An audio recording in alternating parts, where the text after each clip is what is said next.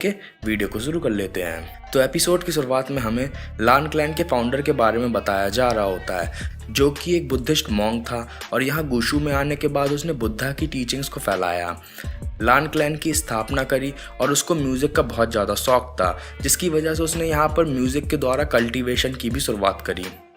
यहाँ पर रहने के बाद उसने एक लड़की से शादी करी और उसकी पत्नी की मौत के बाद उसने वापस से भिक्षु का जीवन अपना लिया। और फिर उनका टीचर बताता है कि यहाँ बनी जो पेंटिंग है तुम उनमें उनके जीवन के 4 स्टेजेस को देख सकते हो। वहीं विवुशियान जियांग चैंग से फुसफुसाता है कि लान क्लैन को एक मॉन्क ने बनाया था, तभी इन्हें रोमांस करना बिल्कुल नहीं आता। किनारे की तरफ खड़े जिन क्लैन के कुछ लोग भी आपस में कुछ फुसफुसा रहे होते हैं और उन्हीं के पास जिनजी जुआन खड़ा होता है, जिससे वो लोग पूछते हैं कि आखिर तुम्हें कौन सी पसंद है, जिस पे वो कुछ बोलता नहीं और वहाँ से चला जाता है। और पीछे जो लोग होते हैं वो दोनों आपस में बातें करने लगते हैं कि उसकी तो पहले से एक फियांसे है, तो ये ज़रूर उसी का नाम लेगा, ज़रूर वो बहुत ही ज़्यादा अच्छी होगी। तभी जिनजी जुआन उस बारे में बात करने से मना कर देता है और वहाँ पर विवुशियान और जियांग चैंग भी आ जाते हैं। फिर विवुशियान उससे पूछता है कि आखिर तुम्हें जियांग चैंग की बहन और मेरी सीनियर में क्या पसंद नहीं है, जिस पे जिनजी जुआन उससे बोलता है कि तुम आखिर जाके उससे खुद ही क्यों नहीं पूछ लेते कि मुझे उसमें क्या पसंद है, और अगर तुम्हें वो इतनी ज़्यादा अच्छी लगती है तो तुम जाके उसके बाप से खुद ही इजाज़त ले लो, वैसे भी जियांग चैंग से ज़्यादा तो वो तुम्हें प्यार करते हैं। जिस पे जो विवुशियान होता है भड़क जाता है और जिनजी जुआन से लड़ाई करने लगता है और उनका जो टीचर होता है उन्हें डांटता है और फिर उसके बाद सीन शिफ्ट हो जाता है। फिर विवुशियान चींटियों के बिल में लकड़ी लगाकर कुछ खुरापात करते हुए दिखाया जाता है। तभी वहाँ से लानछान निकलता है, जिस पे जो विवुशियान होता है हाथ हिला के उसे बुलाता है, पर जो लानछान होता है वहाँ से भड़कता हुआ चला जाता है। फिर वहाँ पर जियांग चैंग आ जाता है, जो कि उसे आगे से ऐसी लड़ाई करने से मना करता है। तभी वहाँ पर जियांग चैंग उसे बताता है कि उनका बाप आ रहा है, यानी कि जियान क्लैन का लीडर जियांग फुंग में, और वो यहाँ इसलिए आ रहा है ताकि विवुशियान को वो घर ले आ सके। फिर जियांग फुंग में वहाँ पे आता है और विवुशियान को वापस से घर चलने को बोलता है। फिर हमें योंगमेंग की लोटस फायर सिटी दिखाई जाती है, जहाँ पर जियांग यानली यानी कि जियांग चैंग की बड़ी बहन उन लोगों का इंतजार कर रही होती है और वो लोग एक बड़ी सी नाव में वहाँ आ रहे होते हैं। तभी विवुशियान नाव से उतर के उससे मिलने लगता है और उसे वो गिफ्ट वगैरह दिखाता है जो कि वो वहाँ से लाया होता है। फिर जियांग फुंग में आता है और सारे के सारे लोग उसका स्वागत करते हैं। फिर जियांग फुंग में जियांग यानली से पूछता है कि आखिर तुम्हारी माँ कहाँ पे है, जिस पे वो उसे बताती है कि वो ट्रेनिंग के मैदान में है। फिर हमें ट्रेनिंग का मैदान दिखाया जाता है, जहाँ पर कुछ लड़के भारी वजन उठाए हुए खड़े होते हैं बहुत ही कड़ी धूप में, और मिसेस ली यानी कि जियांग यानली और जियांग चांग की माँ उन लोगों को डांट रही होती है और उनको उनके सीनियर्स का एग्जाम्पल दे रही होती है, जो कि बहुत ही अच्छे कल्टिवेटर्स होते हैं। तभी वहाँ पर जियांग यानली, जियांग फुंग में और विवुशियान आते हैं और विवुशियान को देखकर मिसेस ली बहुत ही ज़्यादा भड़क जाती हैं। फिर वो उसे वहीं पर भला बुरा सुनाने लगती हैं, क्योंकि उसने गुसु में जाके उनकी नाक कटवा दी और जिनजी जुआन से उसने लड़ाई कर ली, और तो और इन सब हरकतों की वजह से उसे वहाँ से वापस भेज दिया गया।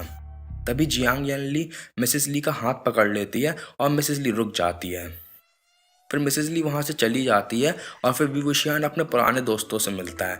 वहाँ उसके पुराने दोस्तों ने जितनी भी तरह तरह की गुसु के बारे में बातें सुनी होती हैं वो उससे पूछने लगते हैं, जैसे कि लानछान बहुत ज़्यादा शक्तिशाली है और उनके 3000 नियम हैं, जिन पे विवुशियान उनसे बोलता है कि हाँ लानछान ठीक ही ठाक है, लगभग मेरी जितना शक्तिशाली है, और उनके जो 3000 नियम है वो पहाड़ों में लिखे हुए हैं। और फिर उसके बाद सीन शिफ्ट हो जाता है। फिर हमें रात का दिखाया जाता है, जहाँ पर चांद की ओर लाल लाल से कीड़े उड़ के जा रहे होते हैं। तभी वहाँ पर एक चबूतरे के नीचे मिसेस ली बैठी होती हैं और फिर वहाँ पर जियांग फुंग में आते हैं। वो उसे एक हेयर पिन तोहफे के तौर पे देते हैं, जिसपे मिसेस ली उससे पूछती है कि आखिर क्या हुआ, जिसपे वो उसे बताता है कि अपनी गुशु की ट्रिप पे उसने जिन क्लैन के लीडर से बात करी थी और उसने जिनजी जुआन और जियांग यानली की जो शादी का फैसला था उसको बदल दिया है। ये सुनकर मिसेस ली बहुत ज़्यादा भड़क जाती हैं, क्योंकि उन्होंने बचपन में ही उनकी शादी फिक्स करा दी थी और जिनजी जुआन की माँ और मिसेस ली दोनों बहुत ही अच्छी दोस्त भी थी। फिर वो जियांग फुंग में से वजह पूछती है, क्योंकि इस शादी की वजह से जिन क्लैन और जियांग क्लैन दोनों एकजुट हो जाते हैं, जिस पे जियांग फुंग में उससे बोलते हैं कि मैं नहीं चाहता था कि बच्चों की शादी हमारी मर्जी पे हो जाए और उनमें एक दूसरे के लिए कोई भावनाएं भी ना हो, जिस पे मिसेस ली भड़क जाती है और फिर उनकी खुद ही की शादी का एग्जाम्पल देती है और फिर उसके बाद वो सारा का सारा दोष विवुशियान के ऊपर मर देती है, क्योंकि उनके हिसाब से विवुशियान ने जो लड़ाई करी थी शादी उसी की वजह से टूटी है। और फिर वो वहाँ से भला बुरा कहती है उसे चली जाती है। कुछ दूर हम लोगों को विवुशियान खड़ा दिखाया जाता है, जो कि सारी की सारी बातें सुन लेता है और फिर उसके बाद सीन शिफ्ट हो जाता है। फिर वो रात को जियांग येनली के पास जाता है जहाँ पर वो चाय पी रही होती है। फिर वी बुशियान शर्मिंदा होती है, उससे माफ़ी मांगता है, पर जो जियांग येनली होती है उससे बोलती है कि मुझे जिनजी जुआन पसंद नहीं था, भले ही वो बहुत ही ज़्यादा अच्छा था, वो अपना साथी खुद ढूंढना चाहती है। और फिर वी बुशियान से बोलती है कि जिनजी जुआन ने ज़रूर कुछ भुला भला कहा होगा, तभी तुमने उससे लड़ाई करी, वरना तुम ऐसे ही किसी से नहीं लड़ते हो, मैं तुम्हें बचपन से जानती हूँ। फिर वो दोनों हंसी खुशी चाय पीते हैं और फिर उसके बाद सीन शिफ्ट हो जाता है।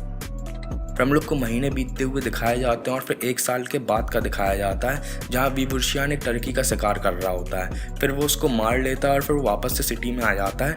तभी उसे जियांग चैंग वापस आते हुए दिखाई देता है, जहाँ पर जो जियांग चैंग होता है वो नाव को रुकने के लिए बोलता है, क्योंकि उसके नाव के बगल में वी बुशियान पानी में डूबा हुआ होता है। फिर वो लकड़ी लेके चेक करने लगता है, तभी वी बुशियान अचानक से पानी से बाहर निकल आता है और जियांग चैंग बहुत ज़्यादा घबरा के नाव में ही गिर जाता है। फिर वी बुशियान मजाक करते हुए उससे बोलता है, मुझे लगा था कि तुम्हें गुशु की लड़कियाँ इतनी पसंद आ गई क्योंकि तुम वहाँ से कभी वापस ही नहीं आओगे। जिस पे जो जियांग चैंग होता है उससे मजाक में बोलता है कि मैं तुम्हारी तरह थोड़ी ना हूँ। फिर जियांग चैंग उससे पूछता है कि तीरंदाजी का कंपटीशन इस बार कहाँ पे होगा, जिस पे वी बुशियान बोलता है कि इस साल तीरंदाजी का कंपटीशन कुईशान में हो रहा है और उसको वैन क्लैन करवा रहा है, वो भी नाइटलेस सिटी में। और फिर उसके बाद सोच रहा होता है कि अगर उसे रास्ता दिखाने वाला कोई साथ होता तो ज़्यादा अच्छा होता। तभी उसे वहाँ पर तीर चलाने की आवाज़ आती है और जब वो वहाँ पे जाके देखता है तो वहाँ एक तीरंदाज खड़ा होता है जिसका नाम होता है वैन निंग। उसकी तीरंदाजी देखने के बाद वी बुशियान एकदम से झाड़ियों से बाहर निकलता है और वैन निंग घबरा के वी बुशियान के ऊपर ही एक तीर चला देता है, पर वी बुशियान उसे पकड़ लेता है। फिर वी बुशियान उसके पास आके उससे बातें करने की कोशिश करता है और वो उससे बोलता है कि वैन क्लैन के एक नौजवान से मिलकर मुझे बहुत ज़्यादा अच्छा लगा और मैंने तुम्हारे जितना अच्छा तीरंदाज पूरे वैन क्लैन में नहीं देखा। तभी वैन निंग घबरा कर एक चट्टान के पीछे जाके छुप जाता है, जिस पे वी बुशियान खुद ही से बोलता है कि अगर कोई मुझे रास्ता बता देता तीरंदाजी के मैदान तक का तो बहुत ज़्यादा अच्छा होता। तभी वैन निंग अपना हाथ का इशारा करते हुए उसे रास्ता बताता है और फिर वो बाहर आता है। फिर दोनों एक दूसरे को अपना इंट्रो देते हैं और फिर उसके बाद सीन शिफ्ट हो जाता है। फिर एक ग्राउंड दिखाया जाता है जहाँ पर एक स्टेज होता है और वहाँ पर तरह तरह की चीज़ें होती हैं। वहीं पे सारे क्लैन के लोग आपस में मिलजुल के बातें कर रहे होते हैं कंपटीशन से पहले। तभी वी बुशियान की नज़र वहाँ पर एक बहुत बड़े से नगाड़े पे पड़ती है जो कि क्वांगजी राक्षस की खाल से बना होता है। तभी वी बुशियान के और दोस्त भी वहाँ पर होते हैं और वो उस नगाड़े को बहुत ज़्यादा आश्चर्य से देख रहे होते हैं, जिस पे जो जियांग चैंग होता है उनसे बोलता है, वैन क्लैन के फाउंडर ने सच में इस राक्षस को मारा था, ये तो सिर्फ कहानियाँ और ये सारी की सारी कहानियाँ वैन क्लैन के अलावा किसी और को पता भी नहीं है। और वैसे भी ये जिस राक्षस की खाल से बना है वो राक्षस बहुत ही सदियों पहले होता था, तो क्लैन के फाउंडर ने उसको मारा था। इस बात में कितनी सच्चाई और कितना झूठ है किसी को क्या ही पता। तभी पीछे लांछन अपने तीर कमान को संभाल रहा होता है। तभी वी बुशियान की उस पर नज़र पड़ती है और वी बुशियान उसको बुलाता है, पर जो लांछन होता है उससे भाव नहीं देता। तभी वी बुशियान उससे मजाक करते हुए बोलता है कि तुम्हारा हेडबैंड ख़राब है। जिसके बाद जो लांछन होता है अपना हेडबैंड चेक करता है और फिर जो वी बुशियान होता है इस बात को देख के बहुत ज़्यादा हंसने लगता है और फिर सीन शिफ्ट हो जाता है। फिर सारे के सारे क्लैन लीडर्स को बुलाया जाता है उनकी स्पेशल गेस्ट वाली बैठने की जगह पे। तभी जो नाई क्लैन का लीडर मैंग जियो होता है वो बहुत ज़्यादा भड़क जाता है, क्योंकि वैन क्लैन वालों ने अपने क्लैन लीडर की जगह को ऊपर की तरफ रखा होता है, बाकी सारे के सारे क्लैन लीडर्स की जगह को नीचे की तरफ, जबकि सारे के सारे क्लैन लीडर्स की सीट्स को एक ही जगह पे होना चाहिए था, एक समान। जिस पे जो लान क्लैन का लीडर होता है उसे समझाते हुए बोलता है कि उनकी इस समय ताकत बहुत ज़्यादा बढ़ चुकी है और उन लोगों ने अभी हाल ही में बीजिंग में जो बवाल काटा था उसके बाद तो उनकी ताकत और भी ज़्यादा बढ़ गई है, तो उनका घमंडी होना स्वाभाविक है। ये बात सुन के मैंग जी और भी ज़्यादा भड़क जाता है, पर जो लान क्लैन का लीडर होता है उसको उसके क्लैन के लोगों के बारे में याद दिलाता है और फिर जो जिन क्लैन का लीडर होता है वो भी उसको साथ में आके बैठने को बोलता है। फिर वहाँ पे जियांग क्लैन का लीडर जियांग फुंग में आता है और उनसे बोलता है कि मुझे ये जानने की ज़्यादा जिज्ञासा है कि आखिर ये हम लोग के बराबरी में किसे बैठाएंगे। फिर वहाँ पर वैन क्लैन के लीडर का बच्चा वैन चो आता है और फिर वो आके उनके सामने घमंड से बैठ जाता है। ये देख के जियांग चैंग और वी बुशियान दोनों बहुत ही ज़्यादा भड़क जाते हैं। फिर वहाँ पर वैन क्लैन का लीडर वैन रोहान आता है। उसके वहाँ बैठने के बाद वैन क्लैन के सारे लोग उसके सम्मान में एक बड़ी सी प्रतिज्ञा लेते हैं और फिर उसके बाद कंपटीशन के एरिना का रास्ता खोल दिया जाता है, जहाँ पर टोटल 1000 टारगेट होते हैं और उसमें से 100 फेरल भूत होते हैं। जिस क्लैन के जिस शख्स ने जितने टारगेट मारे वो जीत जाएगा और अगर किसी ने एक भी तीर गलत चला दिया तो उसको कंपटीशन से बाहर निकाल दिया जाएगा। और फिर उसके बाद कंपटीशन की शुरुआत होती है, पर सब लोगों के एरिना में जाने से पहले वैन चो की नज़र वैन निंग पे पड़ती है और वो वैन निंग को बाहर निकालने के लिए बोलता है, क्योंकि जो वैन निंग होता है वो बहुत ही दूर के रिश्ते से वैन क्लैन का एक मेंबर लग रहा होता है और वो उसकी तीरंदाजी का भी वहाँ पर मजाक उड़ाता है, जिसपे जो वी वुशान होता है उसका पक्ष लेते हुए सबको बताता है कि उसकी तीरंदाजी काफ़ी ज़्यादा अच्छी है। जिसपे जो वैन चो होता है वैन निंग को एक तीर कमान पकड़ाने को बोलता है और बोलता है कि सब लोगों के सामने हमें तीर चला के दिखाओ। जिसपे जो वैन निंग होता है बहुत ज़्यादा घबरा रहा होता है, उसके हाथ काँप रहे होते हैं और फिर जब वो तीर चलाता है उसका निशाना चूक जाता है। इस पे जो वैन चो होता है उसे बाहर निकलवा देता है और फिर वो वी वुशान से उसकी तीरंदाजी के बारे में पूछता है। इस पे वी वुशान उसे बताता है कि उसकी तीरंदाजी इतनी अच्छी है कि उसने युंगमिंग में पीजेंट्स का शिकार किया था। जिस पे वैन चो युंगमिंग का मजाक उड़ाते हुए बोलता है कि हमारे यहाँ के भूत तुम्हारे वहाँ के पीजेंट जैसे नहीं हैं, यहाँ पर तुम उनको नहीं मार पाओगे। और फिर उसके बाद सारे के सारे लोगों को एरिना में जाने को बुलाया जाता है और फिर सब लोग एरिना की ओर बढ़ने लगते हैं और फिर सीन शिफ्ट हो जाता है। फिर वी वुशियान का ग्रुप वहाँ अंदर जाके पहाड़ियों के पास जाता है और वहाँ पर बहुत ज़्यादा डरावना माहौल होता है, हर तरफ काले बादल से छाए होते हैं। फिर जियांग चैंग पूरे ग्रुप को 2 हिस्सों में बांटने के लिए बोलता है और फिर जो जियांग चैंग और वी वुशियान होते हैं एक तरफ जाने लगते हैं। यहाँ पर वो एक सुरंग सी जगह के जब पार पहुँचते हैं तब उनके सामने बहुत सारे फेरल भूत होते हैं। वो भूत उनको देख के पहले तो खुश होते हैं और फिर उनके ऊपर हमला कर देते हैं। फिर जो जियांग चैंग होता है उसको एक भूत खाने ही जा रहा होता है, तभी वी वुशियान उसे मार देता है। फिर वी वुशियान वहाँ के बाकी सारे भूतों को भी मार देता है। इधर हम लोग को बाहर का दिखाया जाता है जहाँ पर आसमान में उन भूतों के मरने के बाद जियांग क्लैन का सिंबल बन के आ जाता है पटाखों के द्वारा। और फिर जो जिन क्लैन का लीडर होता है वो जियांग फुंगमे को कांग्रेचुलेशन बोलता है और बोलता है कि लगता है इस साल कॉम्पिटिशन भी आप ही लोग जीतोगे। इस पर जियांग चैंग बोलता है कि अभी कॉम्पिटिशन खत्म होने तक हम लोग को विजेता का पता तो नहीं चलने वाला। तभी वहाँ पर दूसरे क्लैन के सिग्नल भी आने लगते हैं। इस पे जो वैन क्लैन का वैन चो होता है वो बहुत ज़्यादा भड़क जाता है। फिर अचानक से उनका एक सिग्नल आता है और फिर उसके बाद दोबारा से सारे क्लैंस के सिग्नल आते हैं और फिर उसके बाद सीन शिफ्ट हो जाता है। फिर वैन चो भड़कते हुए अपने बाप से क्लैन लीडर रोहान से कंपटीशन में घुसने की परमिशन मांगता है। इधर फेरल भूत होते हैं वो भाग रहे होते हैं और नीचे से वी वुशियान उनका पीछा कर रहा होता है। इस पे वी वुशियान तीर चला के एक फेरल भूत को मार देता है और दूसरे को जमीन पे नीचे गिरा लेता है। पर जैसे ही वी वुशियान उसे मारने जाता है कि पीछे से एक तीर आता है और उसको मार देता है। फिर वी वुशियान भड़क कर पीछे देखता है तो वहाँ पर वैन चो खड़ा होता है। फिर वैन चो उसे धमकाता है कि मैं तुम्हें ऐसे ही यहाँ पर भागते भागते भूतों को नहीं मारने दूंगा। फिर बहुत सारे लोग भागते हुए दिखाए जाते हैं जो कि भूतों का पीछा कर रहे होते हैं। तभी वैन चो आता है और वहाँ पर उनको भी मार देता है। फिर वहाँ पर एक भूत बचता है और वैन चो जैसे ही उसको मारने जा रहा होता है उस भूत को कोई और मार देता है। इस पे जो वैन चो होता है बहुत ज़्यादा भड़क जाता है और 3 तीर एक साथ निकाल लेता है।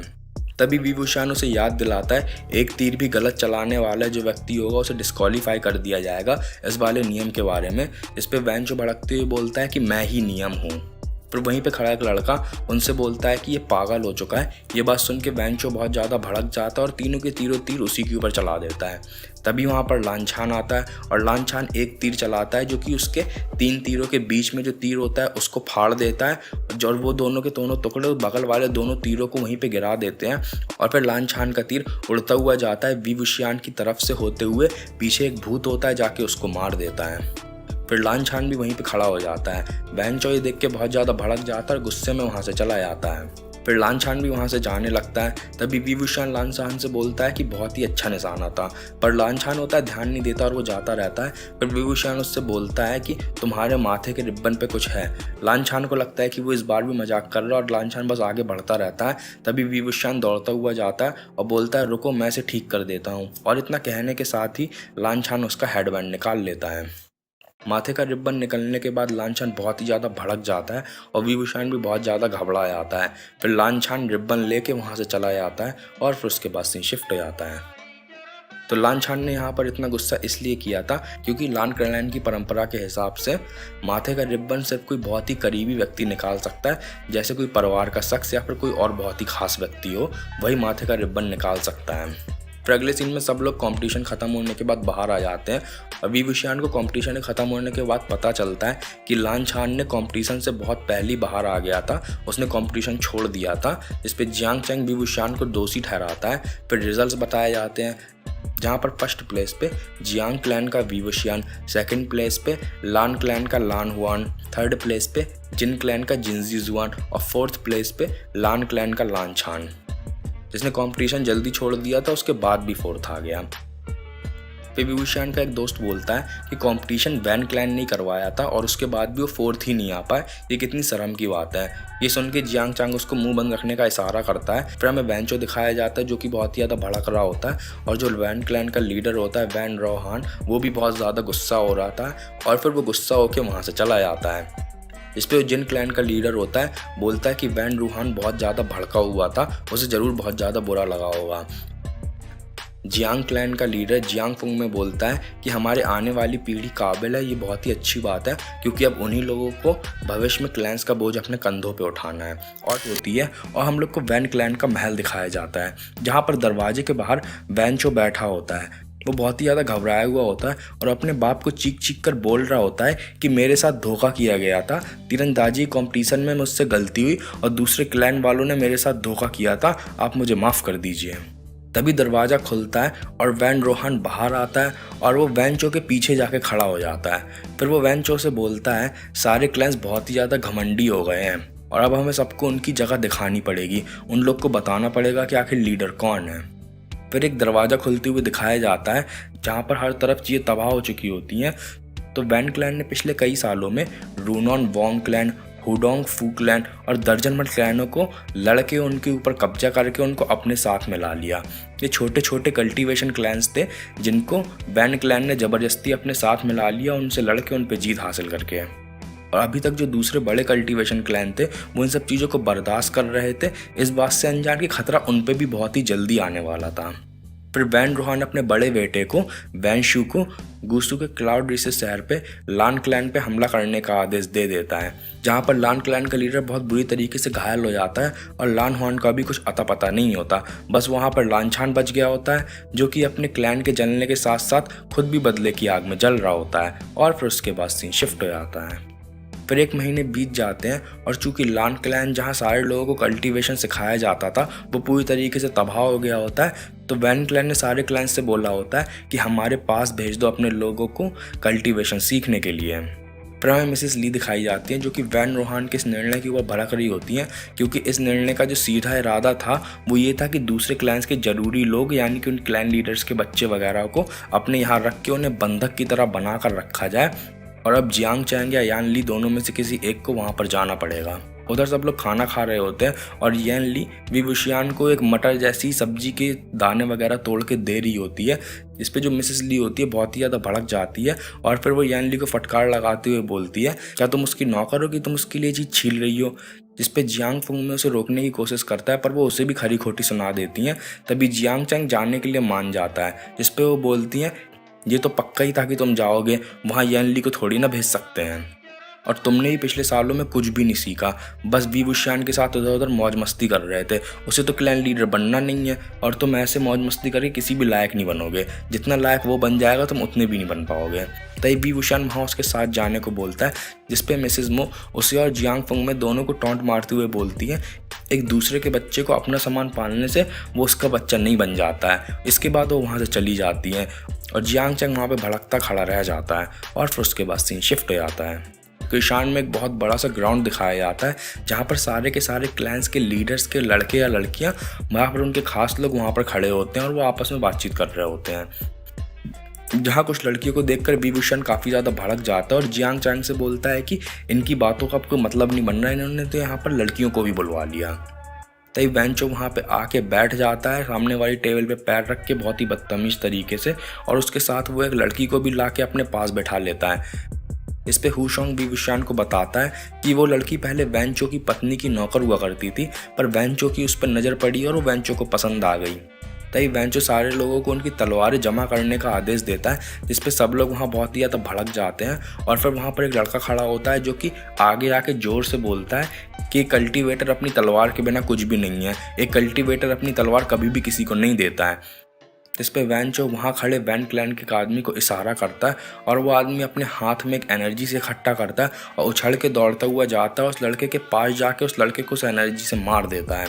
इस पे वो लड़का लगभग गिरने ही वाला होता है, तभी लानछान उसके पीछे आके उसे बचा लेता है फिर अचानक से उस लड़के की हालत ख़राब होने लगती है और फिर वो वहीं पर गिर जाता है। तभी विभूषण वहाँ पहुँचता है और फिर वो उसका हाथ चेक करता है, जिसके बाद विभूषण बहुत ही ज़्यादा घबरा जाता है और विभूषण सबसे बोलता है कि इसका जो गोल्डन कोर है उसको पिघला दिया गया है। वो आदमी ज़रूर कोर मेल्टिंग हैंड बेंजोलियो है। तो इस नाटक के हिसाब से हर एक कल्टीवेटर के अंदर एक गोल्डन कोर नाम की चीज़ होती है, जिसकी मदद से वो कल्टीवेशन कर पाते हैं। उसकी कोर मिट जाने की खबर सुन के वहाँ पे जितने भी लोग होते हैं सब बहुत ही ज़्यादा घबरा जाते हैं और फिर वैन चो उन सबसे बोलता है कोई और मेरे आदेश को नहीं मानेगा तो उसका भी यही हाल होगा। और तुम लोगों को वैसे भी कल्टीवेशन सीखने की ज़रूरत क्या है, तुम लोग को इतनी औकात ही नहीं और तुम लोग उस लायक ही नहीं हो। जिस पे विभूषण बहुत ज़्यादा भड़क जाता है। तभी जियांग चैंग उसके पास आके उससे बोलता है कि अपने गुस्से को काबू में रखो, अगर इधर पे तुमने कोई फालतू की हरकत करी तो इतना तो पक्का है कि यहाँ पे तुम्हें मार दिया जाएगा। तभी विभूषण की नज़र लानछान पे पड़ती है और लानछान के हाथ काफ़ी ख़राब होती है और हल्का झुका हुआ सा खड़ा होता है। और फिर उसके बाद वहाँ पर जितने भी लोग होते हैं सब लोग अपनी अपनी तलवारें जमा कर देते हैं भड़कते हुए, जिसके बाद उन सब लोगों को उनकी तलवारें जमा करके किताब सी पकड़ा दी जाती है, जिस पे वैन चो उन सबको बताता है कि इस किताब के अंदर बैन क्लैन के नियम, उनका इतिहास और उनकी परंपराओं के बारे में लिखा हुआ है। इन सब चीज़ों को बहुत ही अच्छी तरीके से याद कर लो। सब लोग वहाँ पर इस चीज़ को देख के बहुत ज़्यादा भड़क रहे होते हैं और फिर उसके बाद सीन शिफ्ट हो जाता है। इस बार मन नहीं लग रहा होता है और वो बोलती है उम्मीद है जियांग चांग और विभूषण दोनों वहाँ पे ठीक होंगे। जिस पे जियांग फुंग में उसे संतावना देते हुए बोलता है जियांग क्लैन के लड़के इतने भी कमज़ोर नहीं हैं, वो किसी तूफान का भी सामना कर सकते हैं। जिस पे मिसेस मो उससे बोलती है कैसे फिक्र ना हो, उनको वहाँ पे अच्छा खाना नहीं दिया जा रहा है, उनकी तलवारों को भी उनसे छीन लिया गया है और उनको राक्षसों से भी लड़वाया जा रहा है। बैन रोहान के पागलों जैसे इरादे का सबको अंदाजा है, देखा नहीं उसने गूसू के क्लाउड रिसेस शहर का क्या हाल किया। और फिर उसके बाद सीन शिफ्ट हो जाता है। फिर सारे लोग हमें क्लाउड रिसेस में कुछ ढूंढते हुए दिखाए जाते हैं, जहाँ पर जियांग चैंग और विभूषण दोनों भड़क रहे होते हैं वहाँ की हालत देखकर, क्योंकि वहाँ पर सब कुछ जला दिया गया होता है। फिर वो बोलते हैं इन बैन क्लैन वालों को इस सब की कीमत चुकानी पड़ेगी, अभी या बाद में। तभी उनकी नज़र लानछान पे जाती है, जिस पे हुजोंग उन्हें बताता है कि लान क्लैन का जो लीडर था उसको बहुत ही गंभीर चोटें आई थी और इस वक्त वो कोमा में है। फिर विभूषण लानछान के पैर के बारे में पूछता है, क्योंकि लानछान ठीक से खड़ा भी नहीं हो पा रहा होता है। जिस पे हुजोंग उसे बताता है कि बैंजू ने पवेलियन लाइब्रेरी को जलाने की कोशिश करी थी, पर लानछान उनके रास्ते में आ गया, जिस पे उसके लोगों ने उसको बहुत ही बुरी तरीके से मारा और उसकी टांग को भी तोड़ दिया गया। तभी विभूषण उसके पास जाता है और उसे अपनी पीठ में चढ़ने को बोलता है, जिस पे वो मना कर देता है। और वहाँ पे एक बैन क्लैन का सैनिक आ जाता है और वो उसको फटकार लगाता है। इस पे विभूषण काफ़ी भड़क जाता है और जियांग चैंग उससे बोलता है कि दूसरों के मामले में टांग मत अड़ाओ। जिस पे विभूषण उससे बोलता है कि ये सिर्फ दूसरों का मामला नहीं है और इसमें कोई ना कोई तो टांग अड़ाएगा ही। तभी वैन चो की पत्नी की नौकरानी दिखाई जाती है, वो वहाँ पे अपने हाथ में एक निशान लगाने वाली छड़ लिए होती है और वो सब लोगों को डराते हुए आदेश दे रही होती है कि अगर यंग मास्टर वैन चो को आज रात अपने राक्षस की शिकार की गुफा नहीं मिली तो तुम सब लोगों के लिए अच्छा नहीं होगा। जिस पे जियांग चैंग भी विभूषण से भड़कते हुए बोलता है कि इतने बुरे दिन आ गए हैं कि अब उसकी रखैल भी हमें आदेश दे रही है। जिस पे हुजोंग उससे बोलता है कि उसे भड़काओ मत, वो अपने हाथ में वो छड़ ली है, वो निशान गोदती है और अगर किसी जरूरी अंग में छुला दिया जाए तो बहुत गहरी चोट आ जाती है। तभी वहाँ किसी लड़की के चीखने की आवाज़ आती है और सब लोग उधर की तरफ देखते हैं। वहाँ वैन चो एक किसी क्लैन के आई हुई लड़की के साथ जबरदस्ती करने की कोशिश कर रहा होता है और वो लड़की गिड़गिड़ा रही होती है और उसे मना कर रही होती है। तभी वहाँ पर विभूषण आ जाता है और वैन चो को बोलता है कि ऐसे करने में कोई भी मजा नहीं है, और वो अपने कपड़े को हल्का सा तान के उसको अंदर की तरफ एक किताब दिखाता है और उससे सारों के द्वारा बोलता है कि इस किताब में जैसा दिया हुआ है वैसे करो। इतने में वहाँ पर वैन चो की नौकरानी की पत्नी आ जाती है उस लड़की पे बहुत ज़्यादा गुस्सा होते हुए, और वो वैन चो से बोलती है कि उन लोगों को गुफा मिल गई है। और फिर उसके बाद सीन शिफ्ट हो जाता है। फिर हुजोंग विभूषण से पूछता है कि आखिर तुम्हें यहाँ पे एरोटिक किताब कैसे मिली। जिस पे विभूषण उससे बोलता है कि ये तो वही किताब है जो वैन क्लैन वालों ने उसको दी थी। पीछे उस लड़की की साथी उससे पूछ रही होती है कि मियांग मियांग क्या तुम ठीक हो। फिर विभूषण उसका पाउच हाथ में उठाते हुए उससे बोलता है कि ये बहुत ही अच्छी खुशबू है, क्या तुम बता सकते हो कि तुम कौन सा परफ्यूम लगाती हो, मियांग मियांग। इस पे वो भड़क जाती है और विभूषण को उस नाम को लेने से मना करती है। फिर विभूषण उससे बोलता है कि तो तुम मुझे अपना असली नाम बता दो। इस पे विभूषण से बोलते हैं कि पहले तुम बताओ। इस पे विभूषण उसे अपना नाम यानलू बता देता है। तभी हुजोंग वहाँ पे समझ जाता है और उससे बोलता है कि मैं समझ गया, मियांग मियांग यानलू को पसंद करती है। इस पे वो लड़की हल्का भड़कती और शर्माते हुए वहाँ से चली जाती है और वहाँ पर एक गार्ड आ जाता है और वो उनको फटकार लगाते हुए गुफा में जाने को बोलता है। और फिर उसके बाद सीन शिफ्ट हो जाता है। तो यहाँ पर विभूषण ने एक पोयम का इशारा दिया था जिसमें मियांग मैंग नाम की एक लड़की योल्डू नाम के एक लड़के को पसंद करती थी। ये एक चाइनीज पोयम है। फिर सब लोग गुफा में उतरने लगते हैं और वो नीचे पहुंच जाते हैं। नीचे बिल्कुल अंधेरा होता है और किसी को कुछ भी नहीं दिख रहा होता। तभी सब लोग अपनी मसाल जलाते हैं और अंदर बढ़ते जाते हैं। अंदर एक तरफ पानी की टपकने की आवाज़ आ रही होती है और एक बहुत बड़ा सा खोल सा वहाँ पे होता है। तभी जिनजी जुआन बेंचो से पूछता है कि आखिर हमें किस चीज़ का शिकार करना है, इस बारे में तो पता होना चाहिए। अगर पता होगा तो ज़्यादा अच्छी तरीके से मदद कर पाएंगे। इस पे बेंचो उस पर भड़कते हुए बोलता है कि यहाँ पे सिर्फ मैं आदेश दूंगा, इस बात को कान खोल के सुन लो। फिर वो सब लोगों को वहाँ पर आगे बढ़ने को बोलता है। इस पे हुजोंग, जियांग चैंग और विभूषण से डरते हुए बोल रहा होता है कि आखिर हम किस चीज़ का शिकार कर रहे हैं। तभी वेंचो उनसे बोलता है कि मेरा वक्त बर्बाद मत करो और जल्दी से किसी एक को काट के उसका खून बहाओ ताकि राक्षस यहाँ पर उन पर हमला करे। तभी वेंचो की नौकरानी की पत्नी वेंचो से मियांग मैंग का खून बहाने को बोलती है। जिसपे जो वेंचो होता है हल्का नान नुकुर करता है, जिसपे वो बोलती है कहीं ऐसा तो नहीं है कि आपको वो अच्छी लगने लगी है तभी आप उसको नहीं मारना चाह रहे हो। इस पे वेंचो उससे बोलता है कि तुम क्या फालतू की बातें कर रहे हो और फिर वो अपने सैनिकों को आदेश देता है कि जाके मियांग मियांग को बांध लो और उसका खून निकालो और फिर उसके बाद सीन शिफ्ट हो जाता है। फिर मियांग मैंग घबरा कर भागते हुए वहां पर लान क्लैन के लड़के के पीछे जाके छुप जाती है। जिसपे वेंचो सब लोगों से बोलता है कि अगर किसी ने भी इसकी मदद करने की कोशिश करी तो उस क्लैन के सारे लोगों को ही मार दिया जाएगा। जिसपे वो लड़का घबरा कर वहां से हट जाता है, पर वो लड़की लान छान और जिनजी जुआन के पीछे जाके छुप जाती है।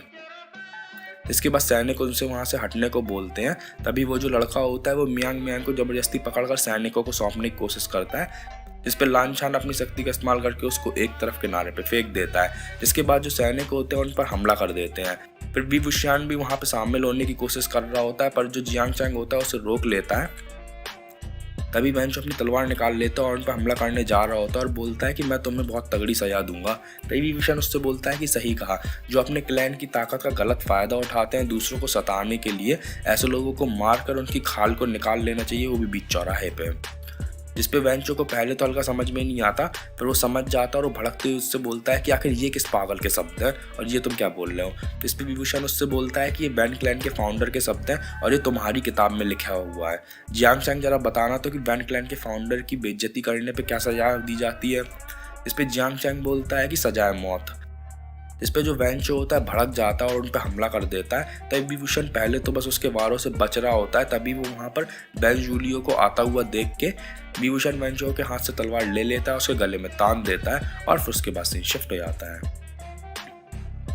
फिर विभूषण वेंचो को मारने की धमकी देते हुए वेंचो से उसके सारे सैनिकों को पीछे हटने को बोलता है। जिस पे वेंचो घबरा कर उसके सारे सैनिकों को रुकने को बोलता है। तभी वहां पर उनके ऊपर पीछे से राक्षस हमला कर देता है। इसके बाद वहां पर एक धुएं का बहुत बड़ा सा बादल बन जाता है और उस बादल के अंदर से बेंचो बाहर की तरफ गिरता है। तभी सब लोग उस राक्षस को देख के बहुत ज्यादा घबरा जाते हैं और उसके ऊपर तीर चला देते हैं, पर उसके ऊपर तीरों का कुछ भी असर नहीं हो रहा होता। तभी सब लोग घबरा कर बोलते हैं आखिर एक बड़े से कछुए का हथियारों से क्या होगा। तभी धुआं का बादल छटता है और पीछे वाली दीवार में एक खो होती है जिसके अंदर विभूषण दिखाया जाता है। इधर जो मियांग मैंग होती है उसको सैनिक पकड़ लेते हैं और वो जोर जोर से चीख रही होती है। वेंचो की पत्नी की जो नौकरानी होती है उसके चेहरे पे वो निशान गोदने वाली छड़ी को गर्म करके उसके चेहरे पे छुआने जा ही रही होती है। तभी उसकी चीख सुन के विभूषण अपनी तलवार उसकी ओर फेंकता है और वो जाके दोनों सैनिकों को मार देती है। पर जो वेंचो की पत्नी की नौकरानी होती है वो अपना हाथ आगे बढ़ा चुकी होती है और जो विभूषण आता है उसके आगे आके खड़ा हो जाता है। फिर हमें विभूषण की चीखने की बहुत जोर से आवाज आती है। छाती पे वेंचो की पत्नी की नौकरानी का निशान होता है, वो निशान को गोद देती है।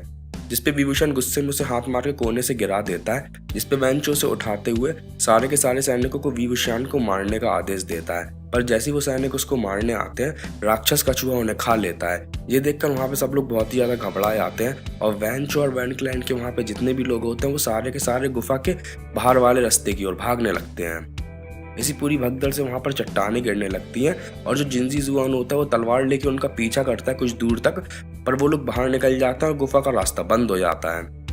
और गुफा का रास्ता बंद हो जाने की वजह से वो उनके पीछे नहीं जा पाता है। इसके बाद जो वेंचो होता है बाहर निकल जाता है और उसके क्लैन वाले हवा में सिग्नल दे देते हैं कि और आर्मी को भेजा जाए। उधर गुफा के अंदर जो जियांग चैंग होता है विभूषण से पूछता है कि क्या तुम ठीक हो, ज्यादा गहरी चोट तो नहीं आई है। मियांग मियांग भी रोते हुए बोल रही होती है विभूषण मुझे माफ करना, मेरी वजह से तुम्हें चोट आ गई। इस पे जो विभूषण होता है उससे बोलता है कि चोट मुझे आई है और तुम क्यों रो रही हो, कम से कम इतना तो कर ही सकती हो कि रो ना और मेरी मदद कर दो, बजाय उसके कि मैं तुम्हें चुप कराने लगूं। इस पे जो मियांग मैंग होती है विवुशान को अपना पाउच देते हुए बोलती है, इसमें से कुछ तुम्हारे काम की चीज़ मिल जाए तो ले लेना, इसके अंदर दवाइयाँ हैं। तभी जो लांछान होता है तालाब में कुछ पत्तियों को देखता है और जो हुजोंग होता है वो घबराते हुए सबसे बोलता है कि हम इस गुफा में फंस गए हैं, वो भी राक्षस कछुए के साथ, और बाहर निकलने का कोई भी रास्ता नहीं है। तभी लांछान उससे बोलता है कि ऐसा नहीं है, इस गुफा में कहीं पे मेपल का पेड़ नहीं है और यहाँ पर जो तालाब है इसमें मेपल की ताज़ा पत्तियाँ पड़ी हुई हैं। वहीं आसपास मेपल का पूरा जंगल है, तो यानी कि इस गुफा में कहीं ना कहीं से बाहर निकलने का रास्ता होएगा ही। इस पर जो जियांग चैंग होता है उससे बोलता है कि पत्तियां तालाब में पड़ी हैं, इसका मतलब ये है कि जो तालाब है वो कहीं ना कहीं बाहर से खुलता है, तभी पत्तियां इस तालाब में यहाँ अंदर की तरफ आ गई। इस पे जो विवुशान होता है उससे बोलता है कि वो जो कछुआ है वो जरूर सो रहा होगा, तभी वो इस वक्त ज़्यादा हमला नहीं कर रहा है और हम ही दोनों यहाँ पे सबसे तेजी से तैर सकते हैं, तो हम लोग को नीचे जाके चेक करना चाहिए कि आखिर रास्ता कहाँ पर है। और फिर उसके बाद सीन शिफ्ट हो जाता है। तभी विवुशान और जियांग चैंग दोनों पानी में नीचे जाते हैं, जहाँ पर जो विवुशान होता है देख के बहुत ज़्यादा घबरा जाता है, क्योंकि वहाँ पर राक्षस कछुए ने जितने भी लोगों को मारा होता है नीचे की तरफ उन सबके कंकाल वगैरह पड़े हुए होते हैं। इसके बाद वो लोग वहाँ रास्ता ढूंढ रहे होते हैं और जो राक्षस कछुआ होता है उसकी आँख खुल जाती है और वो उन्हें देख लेता है। इधर हुजोंग और लांछान दोनों पानी के बाहर आंखें टिकाए बैठे होते हैं। तभी विभूषण बाहर निकलता है और वो अभी पूरा बाहर ढंग से निकल भी नहीं पाता और जो कछुआ होता है अपनी पूंछ से उस पर हमला कर देता है, जिसपे जो विभूषण होता है जैसे तैसे बस हल्का सा उससे बचता है और फिर भाग के लांछान और हुजोंग के पास जाता है और फिर वहां पर बैठ जाता है। इसके बाद वो उन्हें बताता है कि उसे तो नीचे कुछ भी नहीं मिला, अब जो कुछ भी है नीचे जियांग चैंग ही ढूंढ के लाएगा। इसके बाद थोड़ी देर बाद जो जियांग चैंग होता है वो भी बाहर की तरफ आता है, जिस पर जो राक्षस कछुआ होता है उस पर हमला कर देता है। जियांग चैंग अपनी जान बचा के भागने लगता है और जो राक्षस कछुआ होता है उसे खाने की कोशिश कर रहा होता है। इसके बाद जो जियांग चैंग होता है वो बस उसके मुंह का निवाली बनने जा रहा होता है कि सामने से एक रोशनी का सिग्नल आता है, जिसकी वजह से राक्षस कछुए की जो आंखें होती हैं वो उस रोशनी को नहीं झेल पाती हैं और उसका ध्यान भटक जाता है और फिर जियांग चैंग होता है वो सबके पास पहुंच जाता है। ये सिग्नल विवुशान ने जलाया होता है। इसके बाद जो जियांग चैंग होता है वो सबको बताता है कि नीचे एक छेद है जो कि बाहर की तरफ खुलता है। इस पर विभूषण सबको बाहर भागने के लिए बोलता है जियांग चैंग के पीछे। यहाँ राक्षस कछुए का वो खुद ही ध्यान भटकाए रखेगा, तब तक सब लोग वहां से बाहर निकल जाएंगे और फिर उसके बाद विभूषण भी उनके पीछे आ जाएगा। सभी लोग बाहर जा रहे होते हैं कि जो लान क्लैन वाला लड़का होता है विभूषण की मदद करने के चक्कर में एक तीर चलाता है जो कि जाके विभूषण की हाथ पे लग जाता है।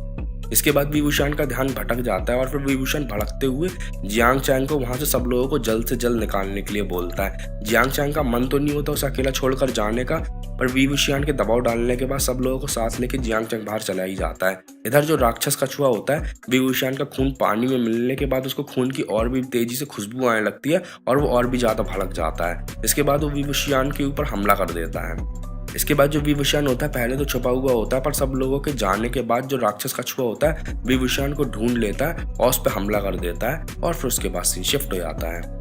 तभी हम लोग को बाहर का दिखाया जाता है जहाँ जियांग चैंग लान क्लैन के उसी लड़के को जोर से घूंसा मारता है। इस पे हुजोंग उसे समझाते हुए बोलता है कि इसे अभी मारने से हम लोग को कुछ भी नहीं मिलेगा।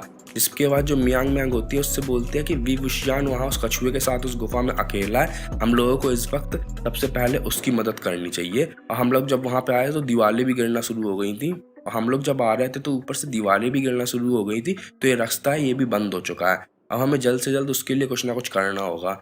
तभी जो वो लान क्लैन का लड़का होता है वो बोलता है कि मैं तो बस मदद करने की कोशिश कर रहा था। इस पे जिनजी जुआन उससे बोलता है कि तुम सिर्फ अपनी मदद कर रहे थे। फिर जियांग चैंग सबको अलग अलग होकर मदद ढूंढने को बोलता है। तभी पीछे से 2 तीर आते हैं और वो 2 लोगों को मार देते हैं। इसके बाद हम लोग को बाहर पहाड़ी की तरफ दिखाया जाता है जहाँ पर वैनचो और वैन क्लैन के बहुत सारे तीरंदाज खड़े हुए होते हैं और फिर वैनचो उन सब लोगों के ऊपर तीर चलाने का आदेश दे देता है। उसके बाद उनके ऊपर ढेरों तीरों की बरसात होती है और फिर उसके बाद सीन शिफ्ट हो जाता है। इधर गुफा के अंदर विभूषण को वो राक्षस कछुआ खाने जा रहा होता है कि तभी उसके सामने लांछान आ जाता है और लांछान अपनी शक्तियों से उसको रोकने की कोशिश करता है। इस पर जो लांछान होता है वो उसे ठीक से नहीं रोक पाता है और जो राक्षस कछुआ होता है उसके दांतों के बीच में लांछान का पैर फंस जाता है। इसके बाद जो राक्षस कछुआ होता है जोर जोर से अपना सर हिलाने लगता है, फिर वो लांछान को हवा में उछाल देता है और जो लांछान होता है उसका मुंह का निवाला बनने ही वाला होता है कि विभूषण उछल कर आता है और उसे बचा लेता है और फिर वो दोनों जाके एक जगह पे छुप जाते हैं और फिर उसके बाद सीन शिफ्ट हो जाता है। फिर राक्षस कछुआ शांत होकर अपने खोल में दोबारा से चला जाता है। इधर जो लांछान होता है उसके पैर की हालत अब और भी ज्यादा खराब हो गई होती है। इस पे जो विभूषण होता है कुछ चट्टानों के टुकड़े वहाँ पे लाता है और फिर अपने कपड़ों के कुछ हिस्से को फाड़ के उसके पैर का इलाज करने लगता है। इस पे जो लांछन होता है उसे मना करने की कोशिश करता है, जिस पे विभूषण उससे बोलता है कि तुम्हारे पैर की हालत बहुत ज़्यादा ख़राब हो गई है, ऐसे दर्द को सहने की ज़रूरत नहीं है, तुम्हें इलाज की ज़रूरत है। ये लो मियांग मियांग का पाउच, इसमें कुछ दवाइयाँ वगैरह हैं, इसका पेस्ट बनाओ। इस पे जो लांछन होता है विभूषण की छाती में जो जलने का निशान था उसकी चोट पे दवाई लगा देता है और बोलता है कि तुम्हें भी इलाज की ज़रूरत है, फिर भी तुम कुछ क्यों नहीं बोल रहे थे। इस पे विभूषण उससे बोलता है कि तो क्या करता। मियांग मियांग को बुरा लगता और उसके चेहरे पर ये घाव भी आ जाता। वो एक लड़की है और उसके चेहरे पे सारी जिंदगी ये घाव बना रहता। इस पे लांछन उससे बोलता है कि ये घाव तुम्हारे ऊपर भी तो हमेशा ही बना रहेगा। इस पे विभूषण उससे बोलता है कि लड़कों के शरीर पे ऐसे घाव कोई ज़्यादा मायने नहीं रखते। फिर विभूषण उसके पैर में बांधने के लिए उसके माथे का रिब्बन निकालता है, जिस पे लांछन भड़क जाता है और उस रिब्बन को जोर से पकड़ लेता है। तभी विभूषण उस रिब्बन को खींच रहा होता है, उधर से लांछन भी उस रिब्बन को खींच रहा होता है। तभी लांछन के मुंह से खून आता है और फिर उसके बाद सीन शिफ्ट हो जाता है। लांछन के पैर को विभूषण ने उसके रिब्बन के एक टुकड़े से बांध दिया होता है। इस पर विभूषण लांछन से बोलता है कि तुम्हें अब थोड़ा सही से व्यवहार तो करना ही चाहिए, हम लोग अब 2 बार साथ साथ मौत को हरा चुके हैं। इस पर लांछन उसका शुक्रिया करता है और फिर वो लोग आग जलाकर एक जगह पर बैठे होते हैं। तभी विभूषण बोलता है कि जियांग चैंग अगर मदद लाने भी गया तब भी उसे 3 से 4 दिन लग जाएंगे और यहाँ पर सबसे पास में मदद सिर्फ गुशू में मिल सकती है, पर वहाँ पर तो। इस पर लांछन उससे बोलता है कि वहाँ पे अब कुछ भी नहीं बचा है। इस पर विभूषण उससे पूछता है क्या सब लोग ठीक हैं। इस पर लांछन रोते हुए उससे बोलता है कि मेरे अंकल जो कि क्लैन लीडर भी हैं वो धीरे धीरे करके मर रहे हैं और मेरे भाई का भी कुछ अता पता नहीं है। वो अपने आंसुओं को पोंछता है और बोलता है कि 3 दिनों के बाद अगर मदद नहीं आई तो फिर हम लोग खुद ही से इसका शिकार करेंगे। और फिर उसके बाद सीन शिफ्ट हो जाता है। फिर इधर हम लोग को जियांग चैंग दिखाया जाता है जो कि भाग रहा होता है और बहुत ही ज़्यादा घायल हो चुका होता है और वो कहीं की तरफ जा रहा होता है डंडे का सहारा लेते हुए। वो जाते जाते बोल रहा होता है कि विभूषण बस तुम जिंदा रहना। और फिर उसके बाद सीन शिफ्ट हो जाता है। फिर लांछन विभूषण को अपनी धागे से चट्टान काटने वाली टेक्निक को दिखाता है। इस पे विभूषण उससे बोलता है कि हम इसकी मदद से उस राक्षस कछुए को हरा सकते हैं। इस पे लांछन उससे बोलता है कि इतना आसान नहीं होगा क्योंकि ये कछुआ एक फेरल राक्षस है जो कि एक सांप और कछुए का मिक्सचर है। इसके लिए ये कहा जाता है ये यहाँ पर न जाने कितने 100 साल पहले आया था और यहाँ पे आने के बाद इसने लोगों पे कहर बरसाना शुरू कर दिया। इसके बाद काफ़ी सारे कल्टीवेटर्स ने अकेले और मिलके दोनों ही तरीके से इसको मारने की कोशिश करी पर कोई भी इसको नहीं हरा पाया। पर इसको हराने का शायद एक तरीका है। इसके लड़ने के दौरान इसके पूरे के पूरे शरीर में तो हर जगह कवच चढ़ा हुआ है पर इसके गले का एक हिस्सा खुला हुआ है जहाँ पर अगर हम लोग वार करें तो शायद इसको हरा सकते हैं। और फिर उसके बाद से शिफ्ट हो जाता है। फिर दोनों राक्षस कछुए के ऊपर चट्टानों की तरफ जाल बना देते हैं और फिर विभूषण पानी में नीचे जाता है। तभी नीचे जाने के बाद जब वो थोड़ा अंदर पहुंचता है उसे वहाँ पे एक तलवार दिखती है, पर वो जो तलवार होती है बहुत सारी लाशों के ढेर से घिरी हुई होती है और उसके बीच में होती है। इसके बाद जो राक्षस कछुआ होता है वो भी जग जाता है और वो हमला कर देता है। इस पर जो विभूषण होता है उस तलवार को बाहर निकालने की कोशिश करने लगता है और विभूषण के गोल्डन कॉर के ऊपर उसके अंदर बहुत सारी नेगेटिव एनर्जी इकट्ठा हो रही होती है। वो नफरत की शक्ति विभूषण के ऊपर हावी होती जा रही होती है। तभी जो राक्षस कछुआ होता है विभूषण पर हमला कर देता है। उसके बाद जो राक्षस कछुआ होता है वो विभूषण को अपने मुंह में भर के अपना सर ऊपर की तरफ करता है और फिर मौका देखते ही जो लांछन होता है अपने धागों के जाल में उसे फंसा लेता है। इसके बाद जो विभूषण होता है उसके गले के खुले हिस्से में से तलवार निकाल देता है और फिर वो दोनों मिलके उस राक्षस का सर धड़ से अलग कर देते हैं। इसी सब के दौरान जो विभूषण होता है वो बेहोश हो गया होता है और वो पानी में नीचे गिर जाता है और जो लांछन होता है वो अगल बगल जो इतनी भी बुरी एनर्जी निकली होती है उसको नोटिस कर लेता है और जो विभूषण होता है वो पानी में और भी गहराई में जाता चला जाता है, निकाल लेता है। उसकी हालत बहुत ज़्यादा ख़राब हो गई होती है और लांछन उसको सोने से मना करता है, जिस पे विभूषण उससे गाना बजाकर सुनाने को बोलता है और फिर अपने तारों को बजाने लगता है और धुनें गुनगुनाने लगता है। थोड़ी देर तक जगने के बाद जो विभूषण होता है वो बेहोश हो जाता है और फिर उसके बाद सीन शिफ्ट हो जाता है। फिर जब उसकी आंखें खुलती हैं तो सामने यनली होती है और वो युंग में अपने घर में होता है जहाँ यनली उसको बताती है कि वो 3 दिन और 3 रातों से कोमा में था। तभी वहाँ पे जियांग चैंग आता है और यनली उसको खाना खिला रही होती है, जिस पे जियांग चैंग उससे बोलता है कि उसके हाथ हैं, तुम क्यों खाना खिला रही हो। इसमें विभूषण उससे मजाक करते हुए बोलता है तुम तो मुझे वहाँ मरने के लिए छोड़ आए थे, तभी इतनी देर कर दी, जबकि वहाँ से युंग में का रास्ता सिर्फ 3 से 4 दिनों का है। इस पे जियांग चैंग उससे बोलता है कि तुम समझ नहीं रहे हो, जब हम वहाँ पहुँचे थे तो गुफा पूरी तरीके से बंद हो चुकी थी, हम लोग को खोद कर तुम्हें निकालना पड़ा। इन सब में लगभग 7 दिन लग गए। जिसके बाद विभूषण लांछन, उसके भाई और क्लैन लीडर लान करान के बारे में पूछता है। इस पे जियांग चैंग उसे बताता है कि लान छान इस वक्त गुशू में है, लान और किताबों को लेके कहीं छुपा हुआ है और लान किरान की मौत हो चुकी है। फिर यनली वहाँ चली जाती है जियांग फुंगमे को बताने, तभी जियांग चैंग उसके साथ मजाक करने लगता है और फिर उसके बाद सीन शिफ्ट हो जाता है। इधर वैन क्लैन में कछुए को मारने का श्रेय वैनचो को दे दिया जाता है, जिस पे वैनचो अपने बाप वैन रोहान को झूठी मूठी कहानी बता रहा होता है, जहाँ पर वो उससे बोलता है कि राक्षस कछुए को उसने बहुत ही मुश्किल से मारा क्योंकि वहाँ पर जितने भी लोग थे उन सब लोगों ने बगावत कर दी थी, जिस पे वैन रो बहुत ज़्यादा भड़क जाता है और फिर उसके बाद सीन शिफ्ट हो जाता है। इधर जियांग चैंग व्यूशान को बताता है कि वैन क्लैन वाले नाइट लेस सिटी में जश्न मना रहे हैं राक्षस कछुए को मारने का और उन लोगों ने सारा का सारा श्रेय वैनचो को दे दिया है। इस पे व्यूशान बहुत ज़्यादा भड़क जाता है और कछुए को मारने का श्रेय भड़कते हुए लान छान को दे देता है। तभी वहाँ पर जियांग फुंग में आ जाता है और वो बोलता है कि जब लान छान से वो मिला था तब लान छान ने कछुए की मौत का श्रेय तुम्हें दिया था। तभी व्यूशान बोलता है कि मैंने भी मदद करी थी पर उसका हिस्सा ज़्यादा था। इस पे जियांग फुंग मुझसे बोलता है कि लान छान ने भी बिल्कुल ऐसा ही बोला था। इस पे जियांग चैंग हल्का कुंठित होती है, उसे राक्षस कछुए को मारने की बधाई देता है और ये बड़ी बात इसलिए है क्योंकि वो अभी 20 साल का भी नहीं हुआ है, जो कि चाइना में तब एडल्ट माने जाते थे। फिर व्यूशान बोलता है कि लान छान के साथ गुफा में फंसना एक बहुत बुरा एक्सपीरियंस था। इस पे जियांग चैंग उससे बोलता है कि तुम्हारे साथ जो हुआ ठीक हुआ, जिस पे जियांग फुंगमे उस पर भड़क जाता है। तभी वहाँ पर मिसेज ली आ जाती है और वो जियांग फुंगमे को भला बुरा बोलने लगती है। जियांग फुंगमे को बातें सुनाती हुई मिसेज ली बोलती हैं, सही तो कहा है जियांग चैंग ने, इसकी इन्हीं हरकतों की वजह से हमारा क्लैन किसी बहुत बड़ी मुसीबत में फंस जाएगा। जिस पे जियांग फुंगमे भड़कता है तो मिसेज ली जियांग चैंग को सामने खड़ा करके बोलती है कि यह आपका बच्चा है, इसके नाम के आगे जियान क्लैन का नाम लगा हुआ है और अच्छा लगे या ना लगे पर यही आगे चल के बड़ा होके क्लैन का लीडर बनेगा। आप बस इसको इसीलिए प्यार नहीं करते क्योंकि इसको मैंने जन्म दिया था।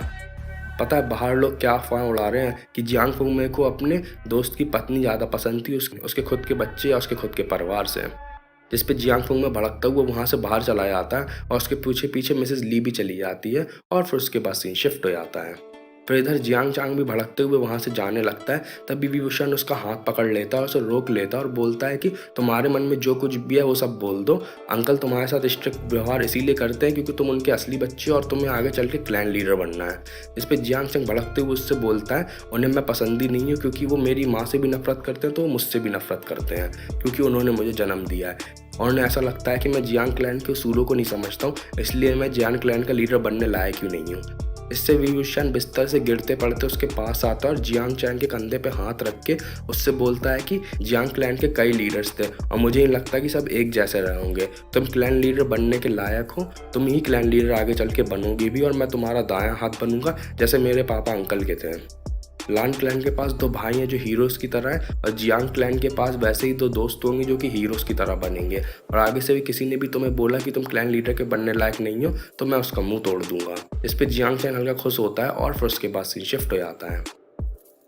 फिर इधर नाइटलेस सिटी में वैनचो घबराते हुए वैन रोहान से पूछता है कि जो बगावत हुई थी उसके बारे में वो क्या करे, जिस पे वैन रोहान उससे बोलता है कि वैन रोहान उससे बोलता है कि जिसने भी इस पूरी बगावत को लीड किया था जाके उसको सजा दो, उनकी सीनियर कल्टीवेटर्स को उठवा लो और अगर वो उठाए हुए कल्टीवेटर्स बगावत करने लगे तो उनमें से एक को मार देना, जिसके बाद बाकी घबरा के अपने आप नहीं करेंगे। और एक और काम करना कि हर एक शहर में वैन क्लैन का एक ऑफिस बनवा दो जहाँ से वो सारी गतिविधियों पर दूसरे क्लैन की नज़र रखें और फिर उसके बाद सीन शिफ्ट हो जाता है।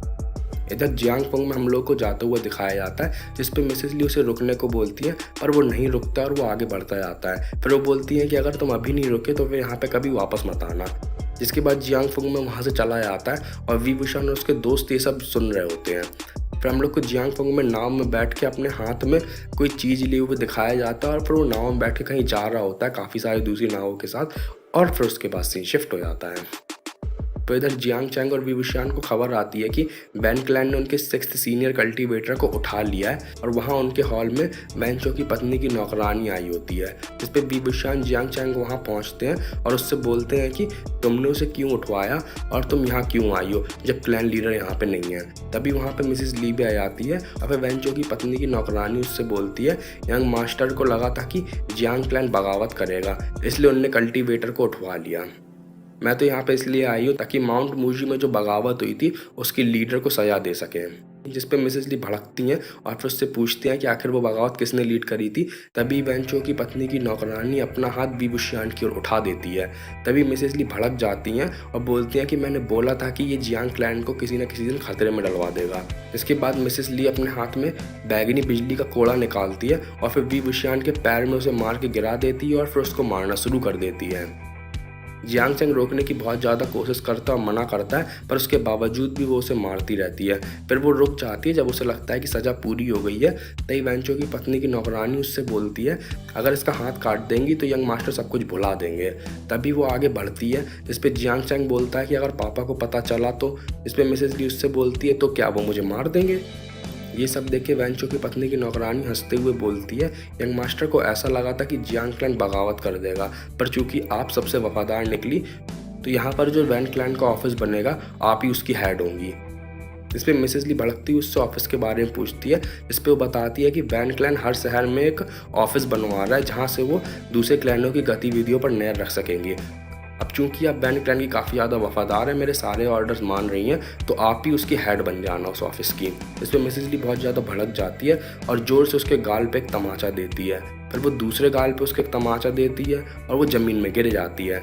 इसके बाद मिसेस ली भड़कती हुई जाती है, उसके बाल पकड़ लेती हैं और बोलते हैं कि तुम्हारी इतनी हिम्मत कि तुम मुझे ऑर्डर्स दो, मैं तुम्हारी सुपीरियर हूँ और तुम्हारी इतनी हिम्मत कैसे हुई। और फिर उसके बाद सीन शिफ्ट हो जाता है। वो मार रही होती है, वो उससे बोल रही होती है कि तुम्हारी इतनी हिम्मत कैसे हुई कि मेरे किसी क्लैन के व्यक्ति के हाथ कटवाओ। तभी वैन क्लैन के सैनिक मिसेस ली पे हमला कर देते हैं, पर वो अपने बैगनी कोड़े की बिजली को बढ़ाकर उन सैनिकों को झुलसा देती है। फिर वो वेंचो की पत्नी की नौकरानी के गले में कोड़ा लपेट देती है और उसको अपने पास खींच लेती है। वो उसे मारने जा रही होती है कि तभी वहाँ पर वैन क्लैन का core melting hand van Julio आ जाता है। वैन जूलियो वहाँ आने के बाद उस पर हमला कर देता है, जिससे मिसेस ली लड़ने लगती हैं। तभी वी बुशियान और जियांग चैंग सोचते हैं कि ये तो कभी वेंचो से अलग नहीं होता था, फिर आखिर ये आज यहाँ पर अकेले क्या कर रहा है। मौका देखकर जो वेंचो की पत्नी की नौकरानी होती है वो भी वहाँ से भाग जाती है और कुछ वैन क्लैन के सैनिक भी उसके साथ जाते हैं, जो कि उसके रास्ते में आने वाले हर जियांग क्लैन के शख्स को मारते हुए भागते हैं। तभी वो आसमान में वैन क्लैन के निशान का सिग्नल दे देती है और बाहर वेंचो की पूरी सेना खड़ी होती है। वो सबको लोटस पायर शहर पे हमला करने को बोलता है, जिस पे मिसेस ली वहाँ पे आ जाती हैं और जियांग क्लैन के सैनिकों को एक शील्ड बनाने को बोलती हैं पूरे के पूरे शहर के ऊपर। शील्ड बन जाने के बाद शील्ड के ऊपर वैन क्लैन के कल्टीवेटर्स हमला करने लगते हैं, जिससे जियांग चैंग और वी बुशियान चिंतित हो जाते हैं। तभी मिसेस ली उन्हें आश्वासित करती है कि जियांग क्लैन की शील्ड को वो लोग नहीं तोड़ पाएंगे। इधर जियांग फंगमे को भी खबर मिल जाती है कि वैन क्लैन ने लोटस पायर पर हमला कर दिया है, जिससे वो अपने साथ के सारे कल्टीवेटर्स को साथ लेके तलवारों पे उड़ता हुआ वहाँ पर शहर की ओर बढ़ जाता है। इधर वी बुशियान जियांग चैंग से पूछता है कि आखिर अंकल कब वापस आएंगे। इस पे वो बताता है कि लगभग 9 बजे तक। इधर वेंचो बोलता है हमारे पास वक्त बर्बाद करने को नहीं है, सैनिकों को बोलो कि अंदर घुसने का इंतजाम करें। फिर अंदर वैन जूलियो शील्ड बनाने वाले सारे के सारे सैनिकों को मार देता है एक एक करके और फिर उसके बाद सीन शिफ्ट हो जाता है। फिर द वेंचो को एक सैनिक खबर देता है कि जियांग क्लैन की शील्ड को गिरा दिया गया है। तभी वेंचो आग के तीरों की बारिश करवा देता है और पूरा का पूरा लोटस पायर शहर आग में नहा जाता है। सारी इमारतें जल रही होती हैं और वैन क्लैन के सैनिक जियांग क्लैन के सैनिकों को वहाँ पर मार रहे होते हैं, जिस पर मिसेस ली बहुत ज़्यादा भड़कती हुई अपने कोड़े को पूरी ताकत के साथ जियांग चैंग और वी बुशियान के साथ वहाँ पे आती है और सारे के सारे सैनिकों से लड़ने लगती है। फिर जियांग चैंग और वी बुशियान दोनों एक साथ मिलके सैनिकों को मारते हुए जाते हैं। वो मार के वैन क्लैन के सैनिकों की वहाँ पर लाश का ढेर लगा देते हैं। तभी वहाँ पर वैन जूलियो आ जाता है और वो उस पर हमला कर देता है। इस पर जो जियांग चैंग होता है उसको वैन जूलियो छूने ही वाला होता है कि उसके सामने वी बुशियान आ जाता है, जिस पर मिसेस ली अपने कोड़े से उसके ऊपर हमला कर देती हैं। कुछ देर तक दोनों में बहुत ही कांटे की टक्कर चलती है, पर जो मिसेस ली होती है उसको मारने की कोशिश में एक आखिरी बार करती हैं। इस पर जो वैन जूलियो होता है एक लाश को उठा के अपने सामने कर देता है। जो वो कोड़ा होता है वो जाके लाश के अंदर घुस जाता है और उनकी आंखों में खून चला जाता है। कुछ ठीक से ना दिख पाने की वजह से जो मिसेस ली होती हैं वो घबरा कर जियांग चैंग और वी बुशियान को दोनों को पकड़ के वहाँ से भाग जाती हैं और वैन जूलियो ने देखता रह जाता है और फिर उसके बाद सीन शिफ्ट हो जाता है। फिर मिसेस ली वी बुशियान को एक नाव पे पटकती हैं और भड़कती हुई उससे बोलते हैं कि देखा तुमने क्या किया, मैं बोलती थी कि तुम जियांग क्लैन को किसी न किसी दिन बहुत बड़ी मुसीबत में डलवा दोगे।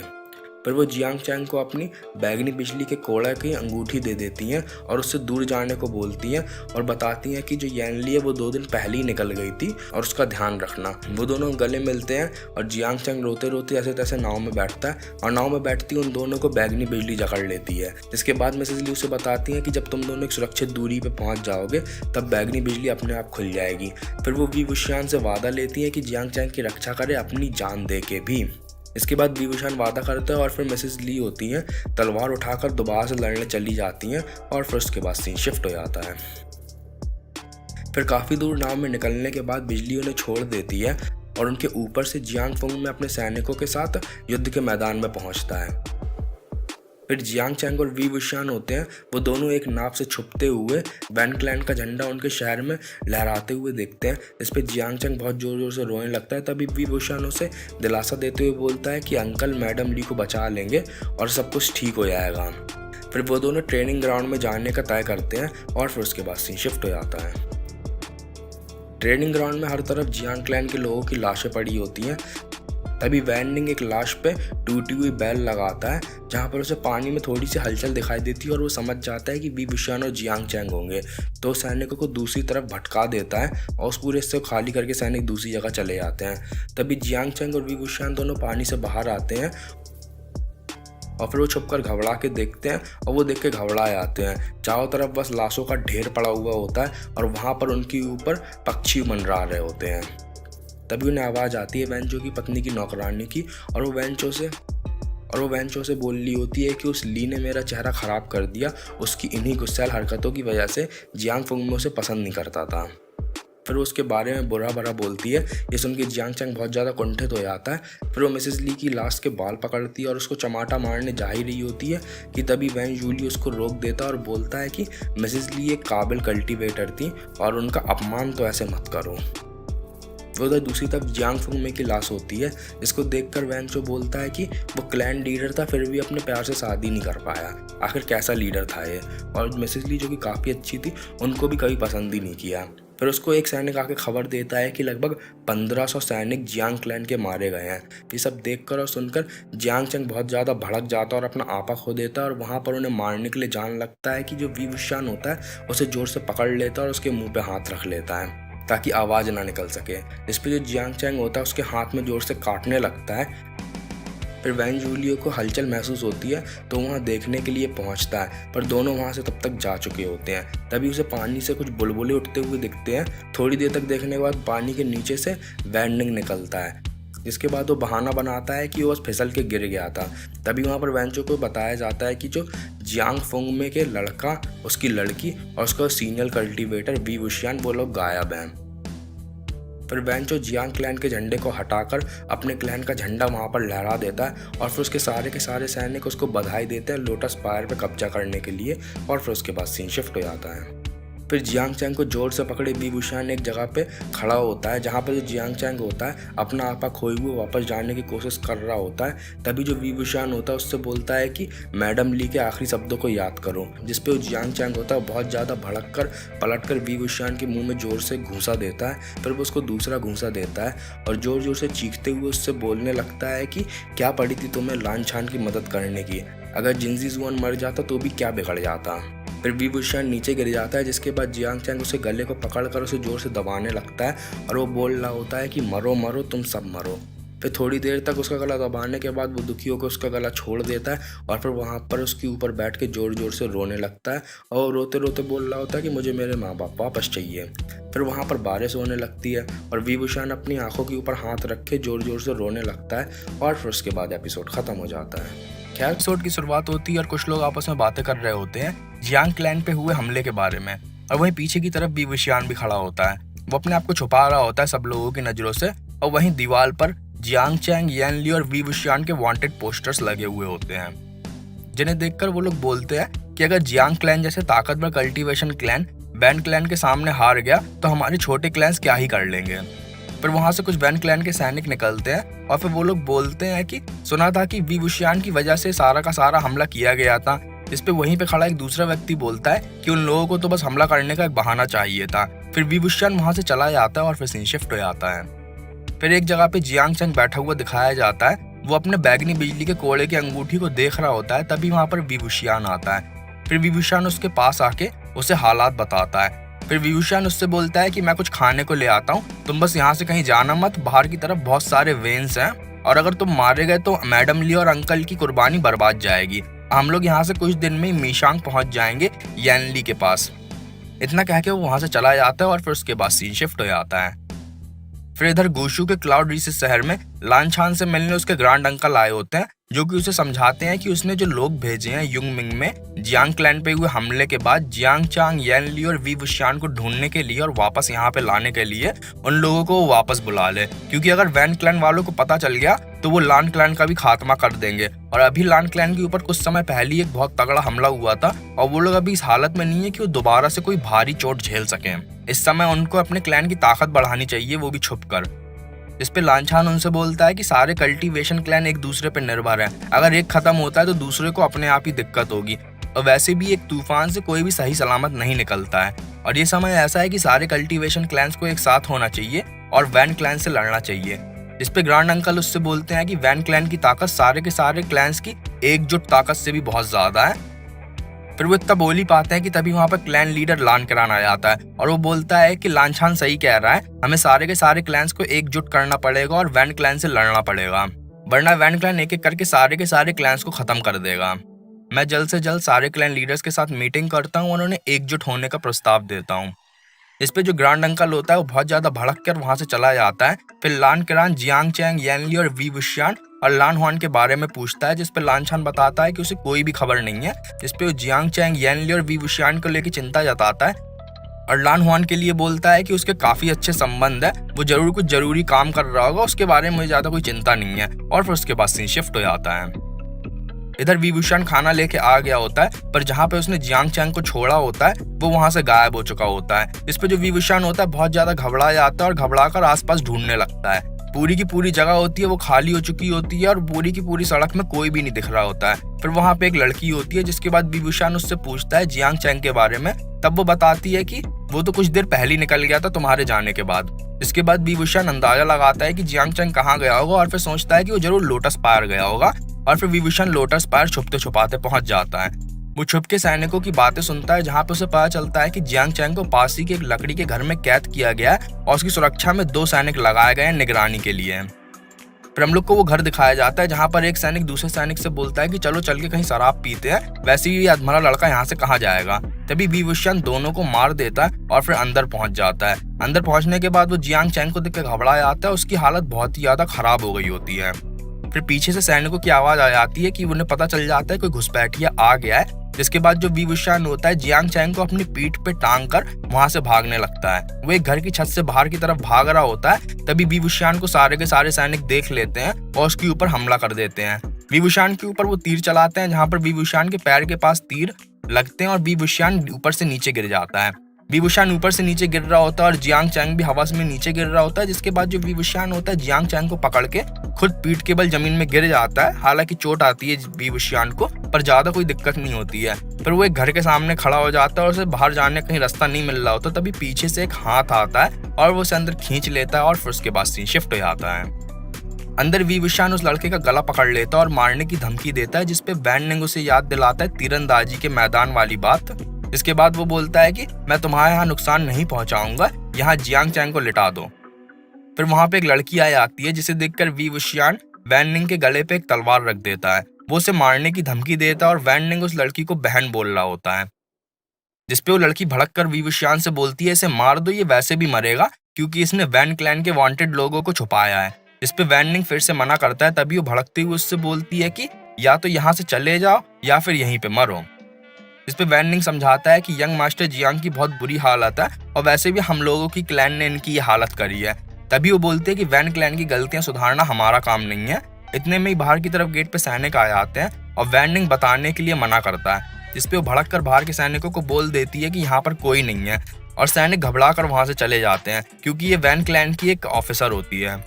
फिर वो भड़क कर वहां से बाहर चली जाती है, उन्हें बताती हुई कि तुम लोग के पास 5 दिन है, 5 दिन के बाद यहाँ पर वैन चाओ वापस आ जाएगा और उसके आने से पहले तुम लोग यहाँ से चले जाओ तो ही अच्छा है। फिर वैन निंग बाहर दवाइयाँ लेने जाने लगता है, जिस पे वी वुशान उससे बोलता है कि जियांग फुंग में और मिसेस ली की कोई भी निशानी ला सकते हो तो ले आना, बहुत ज़्यादा अच्छा होगा।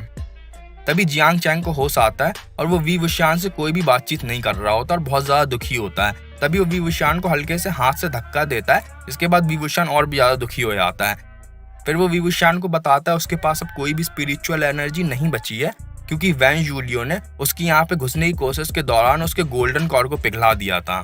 फिर वो अपना आपा खोते हुए वी वुशान से बोलता है कि आखिर तुमने मेरी जान क्यों बचाई, ताकि मैं इन कमीने वेन्स को मेरे शहर को तबाह करते हुए देख सकूं। तभी वहां पर वैन निंग आ जाता है दवाई लेके, जिसपे वैन निंग को देखकर जियांग चैंग बहुत ज्यादा भड़क जाता है और उस पर हमला करने की कोशिश करता है, पर चूंकि उसके अंदर ताकत नहीं होती वो कहीं नहीं जा पा रहा होता है और वो वी वुशान से बोलता है कि आखिर तुम उसे मार क्यों नहीं रहे हो। इस पे जियांग चैंग वी वुशान पे भड़क कर जोर जोर से चीख कर बोलने लगता है कि तुमने इतनी जल्दी वेन से हाथ मिला लिया। और वो इतना बोल ही पाता है तभी एक सुई उड़ती हुई आती है और जियांग चैंग के सर पर लगती है और जियांग चैंग वहीं पे बेहोश हो जाता है, जिसपे जो वी वुशान होता है बहुत ज्यादा भड़क जाता है। उस सुई को फेंकने वाली कोई और नहीं वैन निंग की बहन होती है और वो बोलती है कि इतना ज्यादा शोर मचा रहे हो का तुम लोग को डर नहीं है पकड़े जाने का। और उसने जियांग चैंग को वो सुई सिर्फ इसलिए मारी ताकि वो शोर बंद कर सके। फिर वो उधर उसकी दवाई देखती, फिर वो वैन निंग की दवाई देखती है और उस पर भड़कती है क्योंकि वो दवाई सही नहीं होती है। फिर वो वैन निंग से दवाई बनवाती है और वो एक डॉक्टर होती है और फिर उसके बाद सीन शिफ्ट हो जाता है। फिर 5 दिन बाद का दिखाया जाता है, जहाँ पर वी वुशान की पीठ के घाव होते हैं पूरी तरीके से ठीक हो गए होते हैं, जिसपे वो बोलती है कि अगर बैगनी बिजली के कोड़े से तुम्हें मारा गया था तो चोटें और भी ज्यादा गहरी हो सकती थी अगर बैगनी बिजली का कोड़ा पूरी ताकत पर चलाया जाता। यानी कि जो अफवाहें थी वो गलत थी, मिसेस ली तुमसे उतनी भी नफरत नहीं करती थी जितना सुनने में आया था। इतना बोल के वो और वैन निंग दोनों वहां से चले जाते हैं। फिर वी वुशान मिसेस ली की यादों को याद करता है और फिर उसके बाद सीन शिफ्ट हो जाता है। फिर वी वुशान जियांग चैंग के सर से सुई निकालता है और जियांग चैंग को दोबारा से होश आ जाता है। पर वी वुशान से जियांग चैंग बहुत ज्यादा गुस्सा होता है, जिसपे वी वुशान उससे बोलता है कि तुम्हारी गोल्डन कॉर अब नहीं रही है इसलिए तुम गुस्सा हो, मुझे पता है, और अगर तुम्हें अपनी गोल्डन कॉर वापस से बनानी है तो कम से कम तुम्हें अपनी पूरी ताकत पे होना जरूरी है, तो इसलिए खाना खा लो। जिसपे जियांग चैंग खुश होकर उससे बोलता है कि तुम्हें पता है कि गोल्डन कॉर कैसे बनाते हैं। जिसपे वी वुशान उसे बताता है कि उसकी माँ कौशे सोरान शिष्या थी बोशान सोरान की, जिनके लिए ये कहा जाता है कि वो मरे हुए को भी जिंदा कर सकता है, तो उनके लिए गोल्डन कॉर बनाना कोई बहुत बड़ी समस्या नहीं होगी। इस पे जियांग चैंग उससे बोलता है कि कहीं ऐसा तो नहीं कि तुम मुझसे झूठ बोल रहे हो, क्योंकि तुमने बोला था कि तुम्हें बचपन का कुछ भी याद नहीं है। इस पे वी वुशान उससे बोलता है कि मुझे बोशान सोरान की यादें काफी अच्छे तरीके से याद हैं। फिर वो उसके सामने खाना रख देता है, उससे खाना खाने को बोलता है और उसके सामने कपड़े में लपेटा हुआ कुछ रख देता है और बोलता है कि वैन निंग ने बहुत ज्यादा कोशिश करी पर अंकल और मिसेस ली की लाश को तो किशान भेज दिया गया है और वो सिर्फ यही वापस ला पाया। उनकी चीजों को देखकर जियांग चैंग रोते हुए उनके सम्मान में अपना सिर जमीन पर रख देता है और वी वुशान भी, और फिर उसके बाद एपिसोड खत्म हो जाता है। खैर, तो आज की वीडियो में इतना ही। अगर वीडियो अच्छी लगी तो वीडियो को लाइक करो, इस वीडियो को जरूर से अपने दोस्तों के साथ शेयर करो, चैनल को सब्सक्राइब करके बेल आइकन को दबाना बिल्कुल मत भूलना, और राइट वाली विंडो पे टैप करो अगर इस सीरीज की पूरी प्लेलिस्ट देखनी है, और लेफ्ट वाली विंडो पे टैप करो अगर अगला एपिसोड देखना है। मैं मिलता हूँ तुमसे अगली वीडियो में, तब तक के लिए गुड बाय।